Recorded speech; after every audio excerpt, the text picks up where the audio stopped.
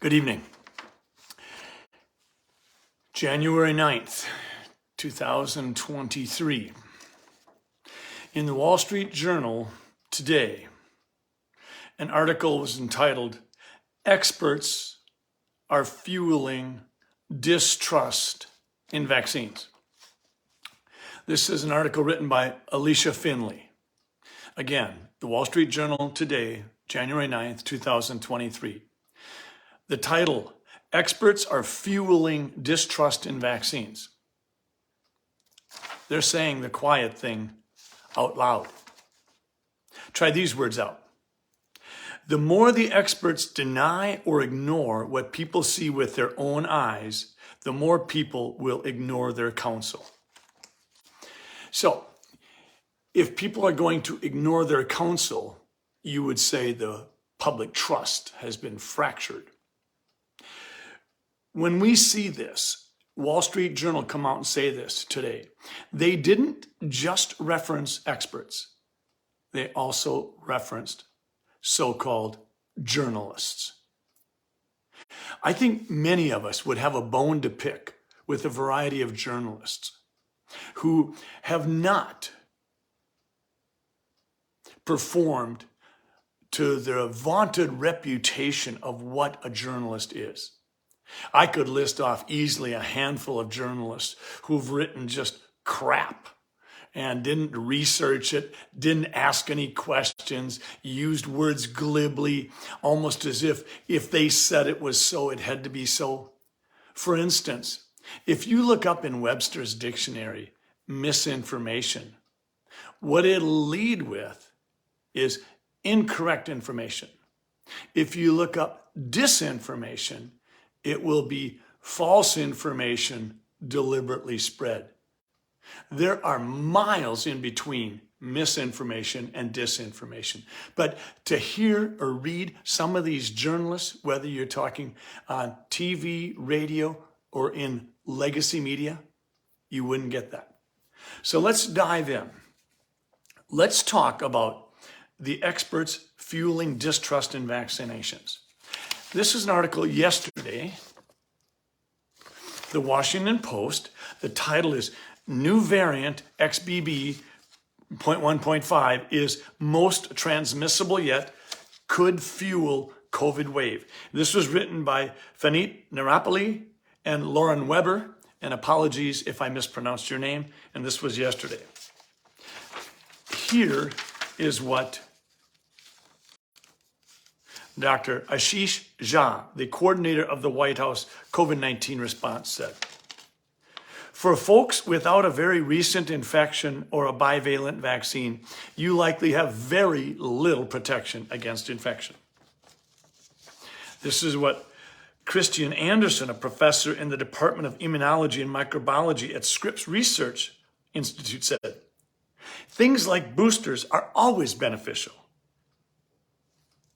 So Dr. Jha, Dr. Anderson. But then here comes an absolute disciple of vaccines speaking differently. The focus on boosters is drawing criticism. Dr. Paul Offit, O-F-F-I-T, director of the Vaccine Education Center at the Children's Hospital of Philadelphia, said, it's difficult to justify regular booster shots for the general population when the protection against mild illness is brief and immunity from early shots or infections still provides robust protection against severe outcomes. That was in this article in the Washington Post yesterday. Quote, at some level, we are going to have to get used to mild illness unless you want to take 3 doses a year and stay in your house most of the time, said Dr. Offit, who also advises the Food and Drug Administration on vaccines. Okay, then in this article, who next is quoted? Dr. Robert Califf, FDA commissioner. In a series of tweets, he said he wrote to address prevalent, quote, misinformation/disinformation, almost equating them. noted that there was no clear evidence to support the thesis of the Wall Street Journal piece, which is what the Washington Post was referring to. Quote, Califf says, raising doubts about the value of vaccines will continue to lead well-intended people to delay getting an updated vaccine, leading to a clearly documented risk of death or severe illness. Then there's a picture of a tweet. And it says this, by Califf. It's a new year, but misinformation/disinformation is still prevalent. Again, if you look up in Webster's dictionary, misinformation, the definition leading that book, Webster's dictionary, incorrect information. And they give an example of hormone replacement therapy. They say a muddle of misinformation. And there has been a muddle of misinformation, information that ended up being incorrect and then being corrected and then being corrected again. But the bottom line is, do estrogen and progesterone do good things for women? What is the risk of breast cancer with those agents? What is the risk of uterine cancer? Those kinds of things. But they refer to, in Webster's to incorrect information. But then you go to disinformation, and there it says false information deliberately spread. And Dr. Califf is making no distinction about this, but he's clearly going after Dr. Paul Offit for Paul Offit's comments in a Wall Street Journal editorial. So let's look at Dr. Califf, the FDA commissioner, and Dr. Paul Offit. Dr. Califf, he's a graduate from Duke University. He's a few years older than me. Just as I was, he's a member of Phi Beta Kappa. He went to the Duke University School of Medicine. In Wikipedia, it says this about Dr. Califf's relationships with the pharmaceutical industry. It says, Califf worked very closely with pharmaceutical companies at the Duke Clinical Trial Center, quote, convincing them to do large, expensive, and, for Duke, profitable clinical trials, end quote.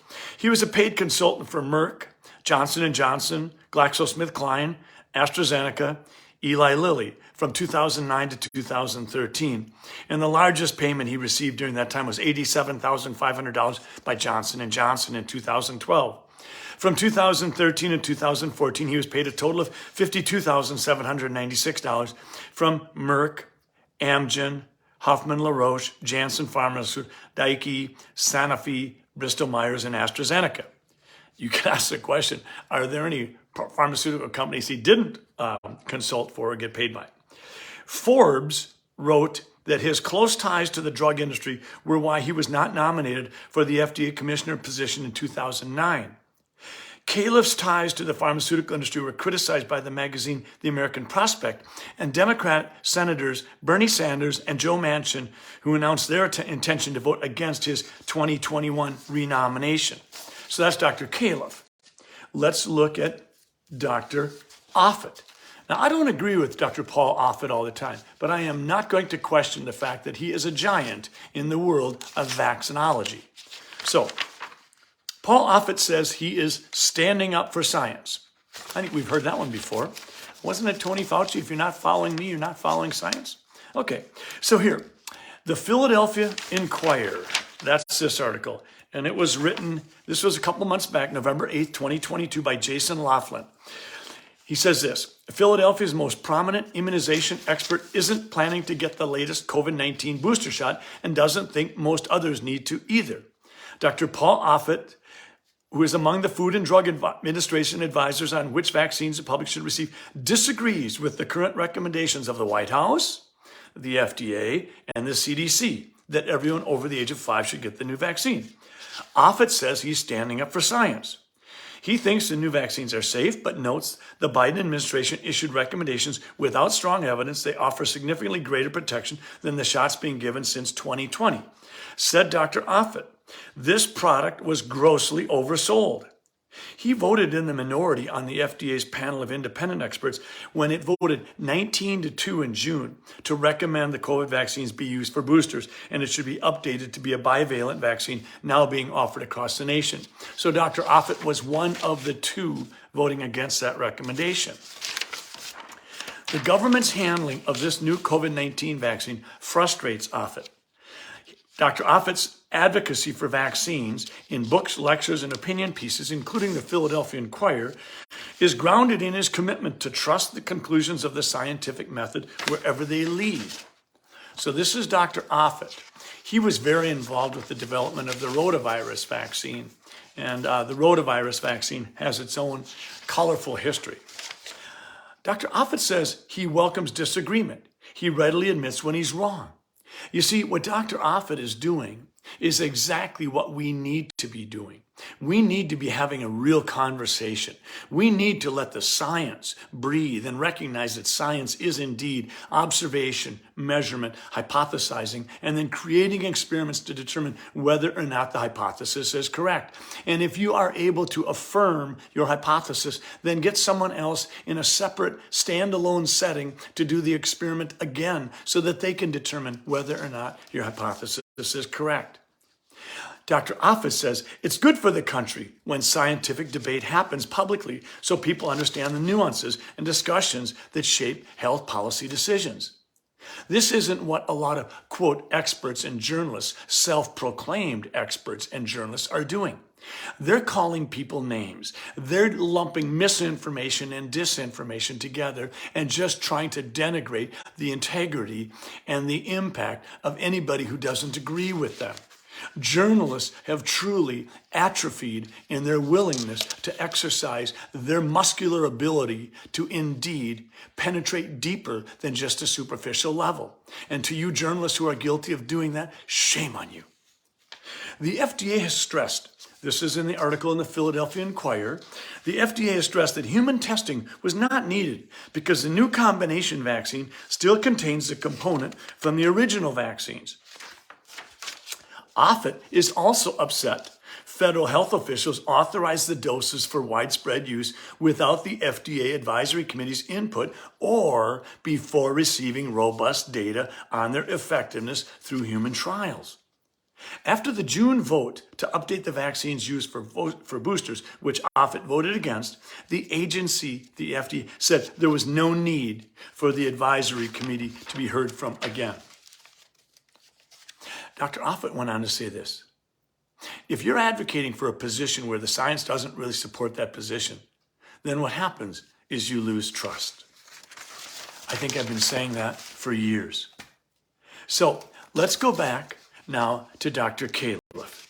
He says it's a new year, but misinformation, disinformation is still prevalent. From a man who's been paid by at least a dozen pharmaceutical companies. He's mushing together the difference between misinformation and disinformation. Friends, this is 2023. We need to be able to have a serious conversation. Dr. Robert Califf isn't having a serious conversation. He's no different than any other propaganda artist.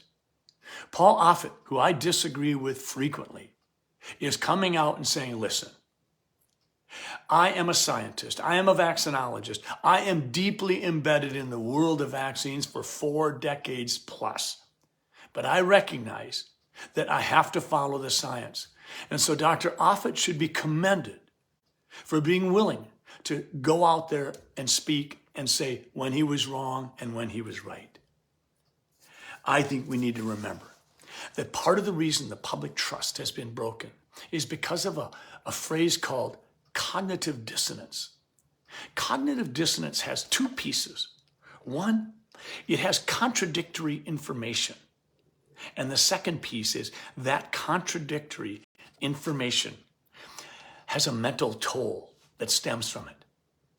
That's what breaks the public trust, is when we have people who are supposed to be leading from a basis of science, instead proclaiming an expertise or a wisdom or knowledge that they don't necessarily have, denying the fact that they're spreading propaganda in their own way. When this happens, we make people suffer from cognitive dissonance.